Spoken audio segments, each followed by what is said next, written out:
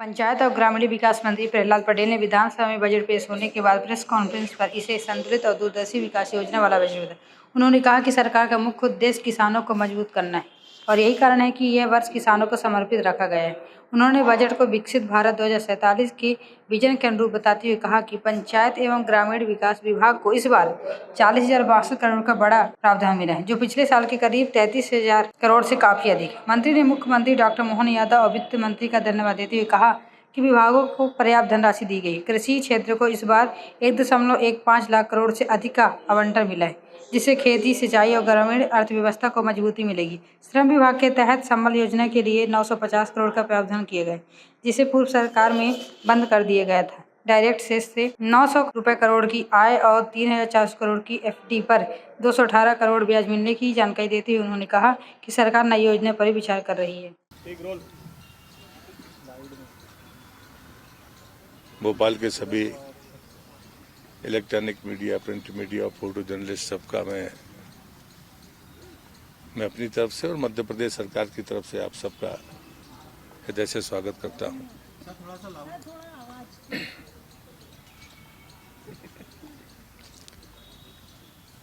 आज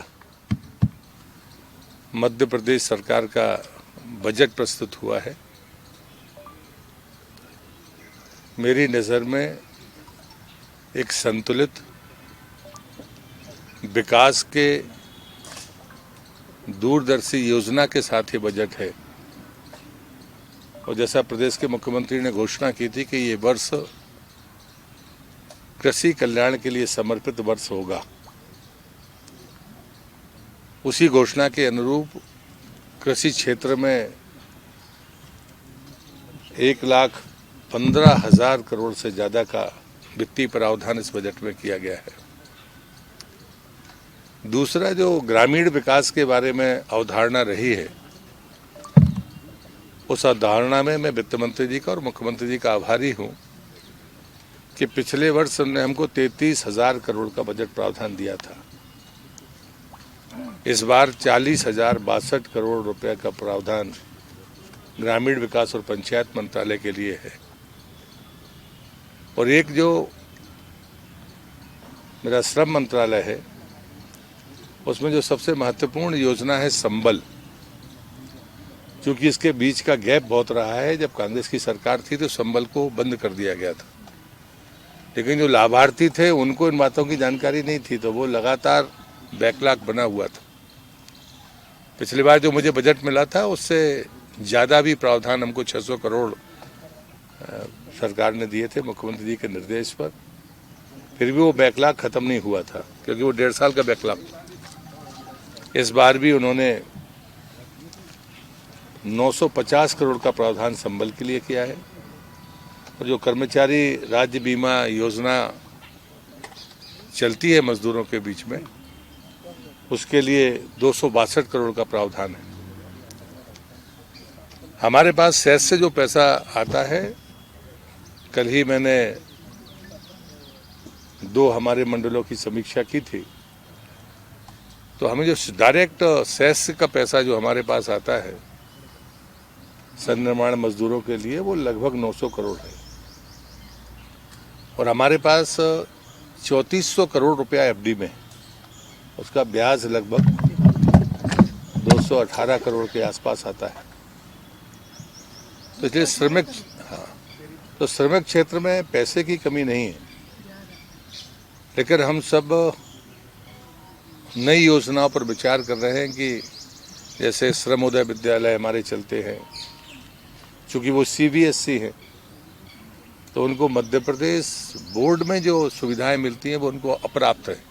स्कूटर है, कंप्यूटर है, तो इस वर्ष से हम उसको मुख्यमंत्री से लॉन्च कराकर उनको अलग से, जितने भी हमारे श्रमोदय विद्यालय है या CBSE के किसी भी स्कूल में पढ़ने वाला कोई श्रमिक का बेटा बेटी है, तो उसकी स्कूटी और कंप्यूटर की सुविधा हम उनको देंगे, जैसे बाकी मेधावी छात्रों को मिलती है। टॉप 500, टॉप 50 ऐसा करके हमने कुछ योजनाओं का तैयारी की है। तो धन की कमी नहीं है, लेकिन हमें जैसे ITI है, श्रमोदय ITI, उसमें प्लेसमेंट 100% हुआ। लेकिन बाकी ITI में जो जाते हैं बच्चे ट्रेनिंग के लिए, उनको भी हम वो ट्रेड की सुविधा दे पाएँ, इस पर भी काम करने का विचार है।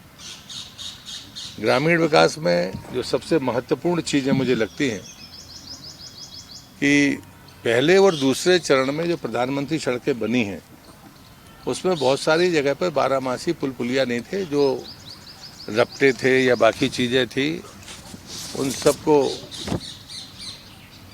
बारहमासी करने का प्रावधान भारत सरकार ने पहले से रखा था।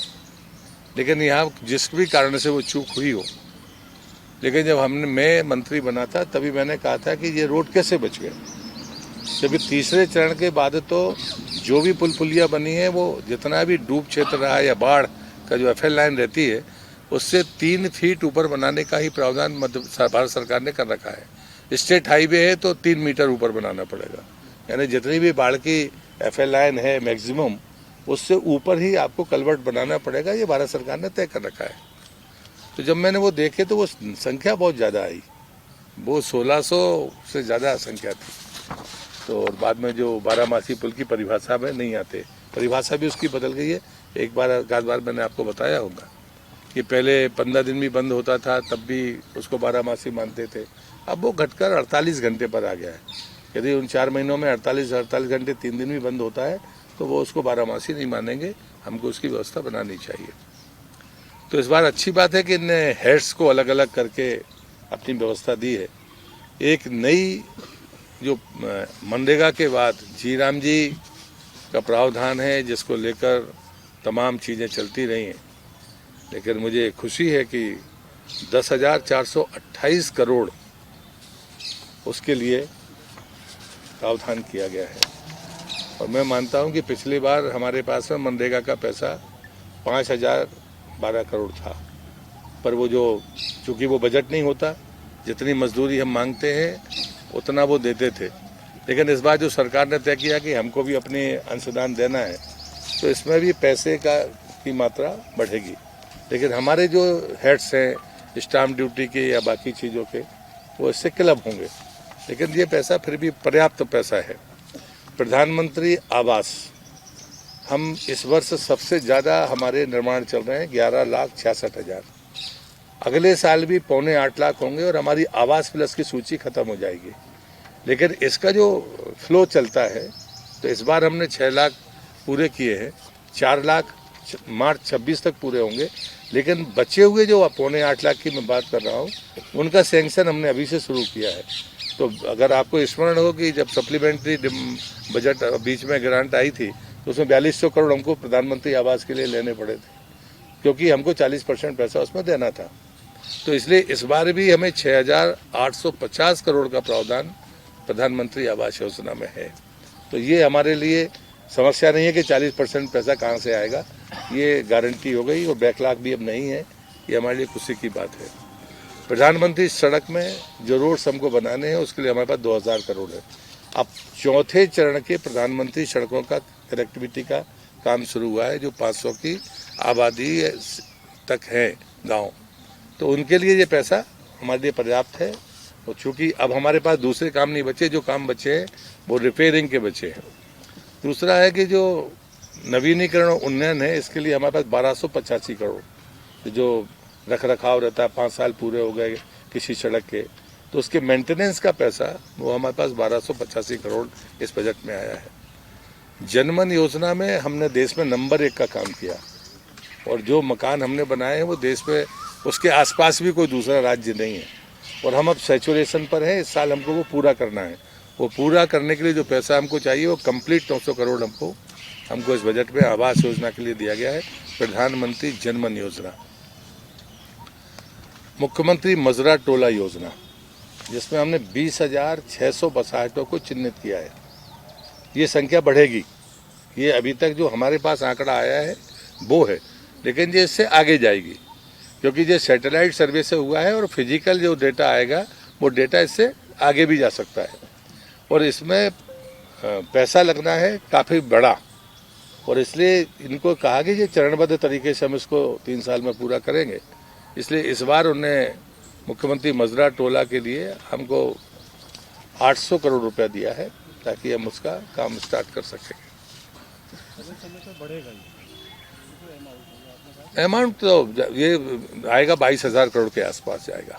अभी हमको 800 करोड़ मिला है, लेकिन वो 2200 करोड़ के आसपास जाएगा। 22,000 में गलत बोल गया, 2200 करोड़। मुख्यमंत्री ग्राम सड़क और सौंदर्य योजना, इसमें भी 800 करोड़ रुपए है।